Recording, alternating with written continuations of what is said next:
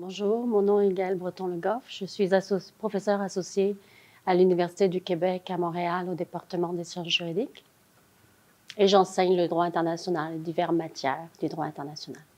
Les méthodes que j'ai trouvées les plus utiles pour mon travail, et je vais vous donner un exemple, en fait, ce que je cherche à établir, c'est le lien qui est fait entre les témoignages portés devant la Cour pénale internationale et l'impact que ça a sur le raisonnement du juge.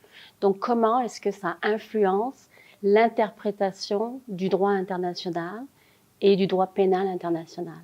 Donc, la façon la plus utile pour pouvoir travailler, c'est de s'intéresser aux témoignages des victimes, au verbatim, c'est-à-dire ce qui est recueilli à travers les transcripts.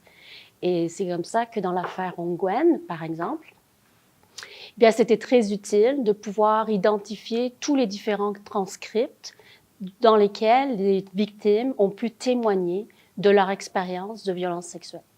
Considérant les questions éthiques par rapport à la sensibilité du sujet dont on traite, à savoir les crimes de violence sexuelle, dans le cadre de mon travail, je n'ai pas vraiment de problématique éthique par rapport au traitement du sujet. Tout simplement parce que je travaille sur des documents qui sont des documents publics. Donc, qui sont les transcripts, c'est-à-dire les enregistrements des témoignages qui ont été déposés par les victimes devant les cours pénales internationales ou les tribunaux pénaux internationaux.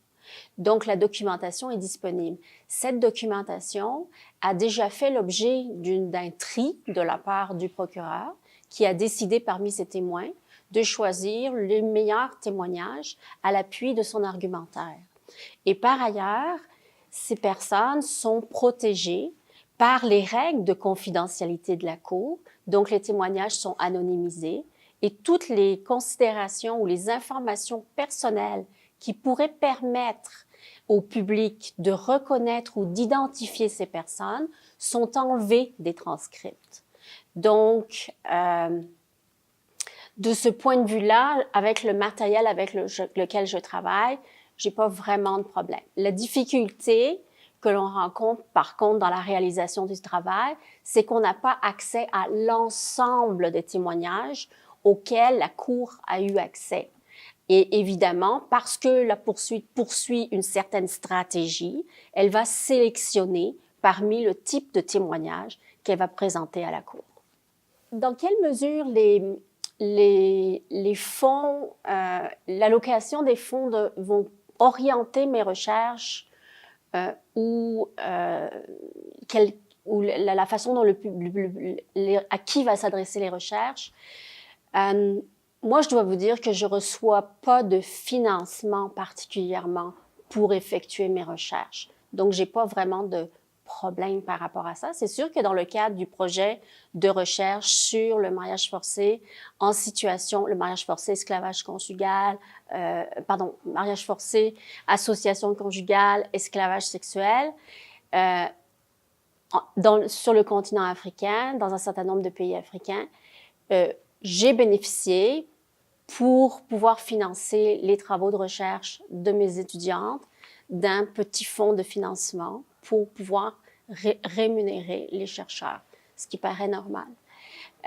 Mais personnellement, moi, je ne fais pas de demande à des organismes subventionnaires importants pour aller chercher de grosses sommes d'argent. Donc, j'ai pas ce problème-là.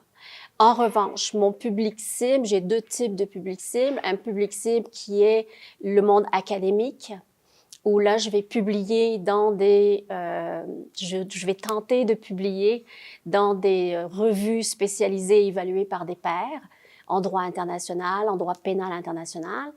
Et mon deuxième public cible, c'est plutôt les activistes, les organisations non gouvernementales. Et là, on s'entend que le type de travail ou le type de recherche qui est effectué est un petit peu différent parce que les objectifs assignés sont différents. Mais ce qui est intéressant, c'est que la matière première reste la même.